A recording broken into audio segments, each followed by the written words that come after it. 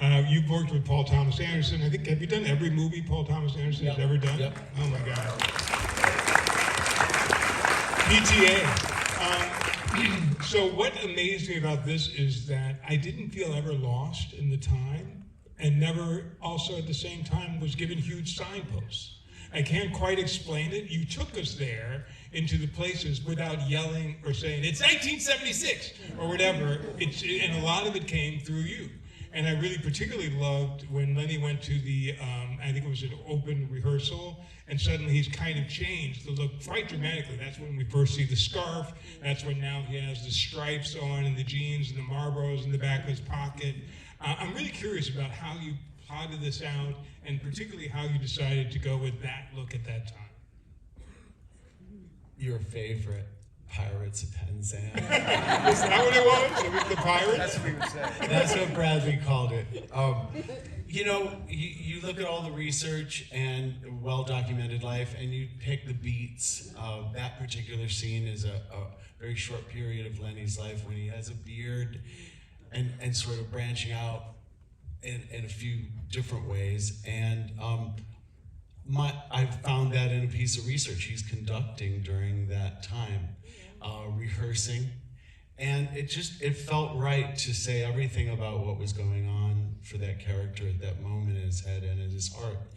And a lot of things were like that. You know, you tried it. What costume design usually does, hopefully, is tell a story. So, and my tools are the length of a skirt or bulk of a shoulder or a shape of a pant. And so that's how we got the signposts of changing time. Well, the other interesting thing is because you had Jamie and Alex and Nina, who were Lenny's children, and access to his actual closet, I understand you rated it, and some things actually have appeared in the movie. They were so gracious to us to open their home to us, and we went in, looked in the closet, saw quite a few things from Lenny's in his later years. There were a couple of dresses that were Felicia's that she always wore at the country house, and I thought that was very interesting, and I knew we had scenes coming up and maybe we could use it on Carrie. And one of Felicia's dresses actually went on Carrie, and it was great to have that energy. And it was. Which dress was it? It was it's a blue gingham long dress with. But not the one she wore at the Kennedy Center. No, it's a casual dress. So she said, "Did you see Jamie?" Oh, yeah. And she's just at the house, and that was really Felicia's dress. We had one of Lenny's robes that didn't quite make the final cut, but we had one of his robes. And so having their things, and it's just all part of a whole family feeling. The Bernstein kids were our family, and taking care of us and helping us any way we could.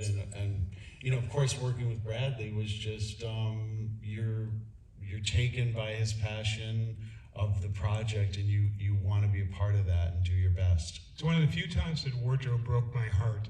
When at the Kennedy Center, when she actually walks away, and that gown and the way that it looks, and it's sort of backlit and it's kind of flowing away, and then she turns into the light. I was just thinking, what a beautiful choice. Is that something that you brought to it, or is that based on what she was wearing? You know, there are like 2 photographs of her from that night, and they're both sort of from here up. So you could tell a few details. We kind of imagined what that dress is and recreated it. Thankfully, you shot it that way. I mean, I'm just trying to serve the piece, and then happy accidents happen with a beautiful long shot like that where you really get to see the whole dress, and it makes a statement. So, yeah, and I talked to Jamie about that night, and she says, not happy. The pictures of her mother looked very unhappy that night. So I thought it was the perfect dress from reality and worked perfectly dramatically. And Tom, and here what we experienced tonight was